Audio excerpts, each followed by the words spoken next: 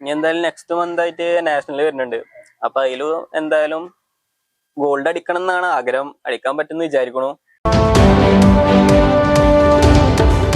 കൈക്കരുത്തിൽ എതിരാളികളെ പരാജയപ്പെടുത്തി നേടുന്ന ചില വ്യക്തിഗത വിജയങ്ങൾക്ക് പത്തരമാറ്റിന്റെ പൊൻതിളക്കമാണ്. പറഞ്ഞു വരുന്നത് പെരിന്തൽമണ്ണയുടെ അഭിമാനമായി സംസ്ഥാന പഞ്ചഗുസ്തി ചാമ്പ്യൻഷിപ്പിൽ സ്വർണ്ണ മെഡൽ സ്വന്തമാക്കി ഈ നാടിന്റെ അഭിമാനം വാനോളം ഉയർത്തിയ നിഹാലിനെ കുറിച്ചാണ്.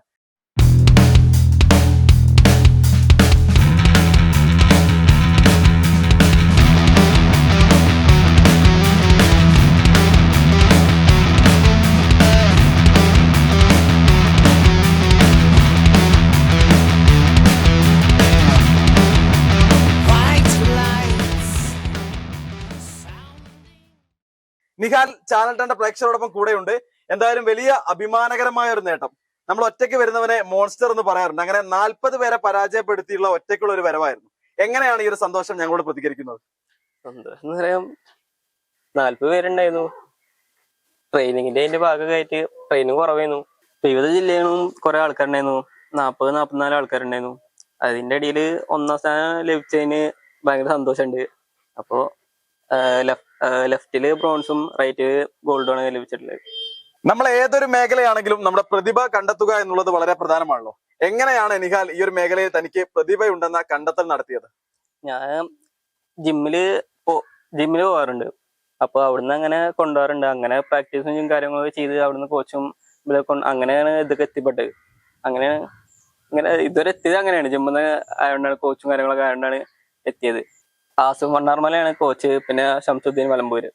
ഇവർ രണ്ടാരാണ് ട്രെയിൻ ചെയ്യാറ്. എന്തായാലും ഈ ഒരു അംഗീകാര നേട്ടത്തോടു കൂടെ പൂപ്പലം എന്ന നാടിന്റെ അഭിമാനമായി മാറുകയാണ് നിഹാല്. എങ്ങനെയാണ് നാട്ടുകാരും വീട്ടുകാരും ഫാമിലിയും ഒക്കെ നിഹാലിന് ഈ ഒരു ജീവിത യാത്രയിൽ, ഈ ഒരു ജൈത്ര യാത്രയ്ക്ക് നൽകുന്ന പിന്തുണ?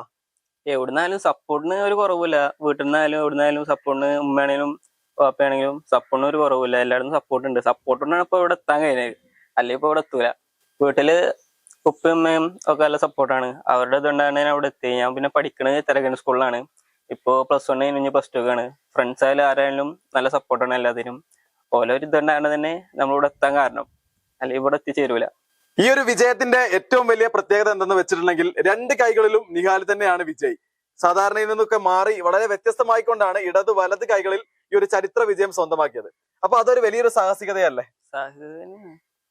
അപ്പോ എന്റെ മെയിൻ ഫോക്കസ് പറഞ്ഞ റൈറ്റ് ഹാൻഡ് ആണ്. ലെഫ്റ്റ് ഹാൻഡ് അങ്ങനെ വലിയ ഇതില്ല, പ്രാക്ടീസും കാര്യങ്ങളൊന്നും ഇല്ല. റൈറ്റ് ഹാൻഡ് ആണ് മെയിൻ ഫോക്കസ്.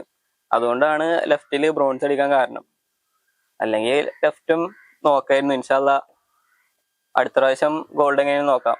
റൈറ്റില് 44-40 മേലെ എന്തായാലും ആൾക്കാരുണ്ടായിരുന്നു. ലെഫ്റ്റില് അത്ര ആൾക്കാരുണ്ടായില്ല. ഒരു 30-25 റേഞ്ചിലെ ആൾക്കാരുണ്ടായിരുന്നുള്ളൂ. അപ്പോ ലെഫ്റ്റില് അധികം ആൾക്കാർക്ക് മെയിൻ ഫോക്കസ് റൈറ്റ് തന്നെ ആയിരിക്കും എല്ലാവർക്കും വരിക. അപ്പൊ ലെഫ്റ്റിൽ അങ്ങനെ ആരും ഇറങ്ങാറില്ല. അതുകൊണ്ടാണ് അത്ര ആൾക്കാർ കുറവുണ്ടായിരുന്നത്. ഇനി എന്തായാലും അടുത്ത പ്രാവശ്യം എന്തായാലും അതിൽ സിൽവറോ ഗോൾഡോ എന്തായാലും നമുക്ക് നേടാൻ നോക്കണം. നമ്മൾ ഏതൊരു മേഖലയാണെങ്കിലും ആ ഒരു മേഖലയിൽ നമുക്കൊരു സ്വപ്നങ്ങളുടെ വലിയൊരു ആകാശം മുമ്പിലുണ്ടാവും. എങ്ങനെയാണ് നിഹാൽ എന്ന പ്രതിഭയുടെ ഇനിയുള്ള നാളുകളിലെ ഈ ഒരു മേഖലയിൽ, പഞ്ചഗുസ്തി മേഖലയിലെ വലിയ സ്വപ്നങ്ങൾ എന്തൊക്കെയാണ്? ഇനി എന്തായാലും നെക്സ്റ്റ് മന്ത് ആയിട്ട് നാഷണൽ വരുന്നുണ്ട്.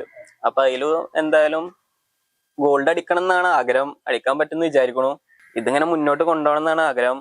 ഇതുകൊണ്ട് എവിടെയും എത്തിച്ചേരാൻ പറ്റുകയാണെങ്കിൽ എത്തിച്ചേരും. ഫ്യൂച്ചർ ഇതേമാതിരി പോവുകയാണെങ്കിൽ ഇതുമൊക്കെ ഇങ്ങനെ പോകണം എന്നാണ് താല്പര്യം.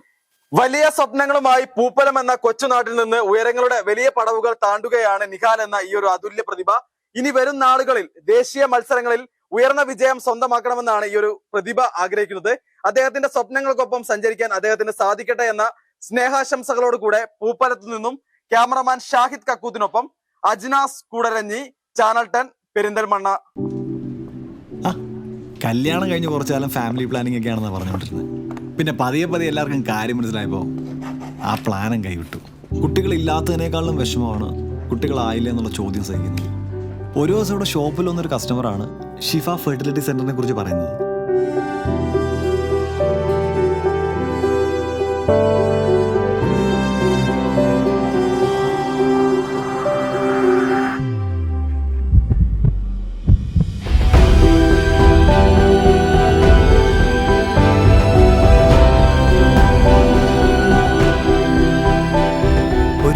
വിശേഷത്തിന് തുടക്കമാവുന്നു. ഷിഫ ഫെർട്ടിലിറ്റി സെന്റർ, കിംസ് അൽ ഷിഫ ഹോസ്പിറ്റൽ, പെരിന്തൽമണ്ണ.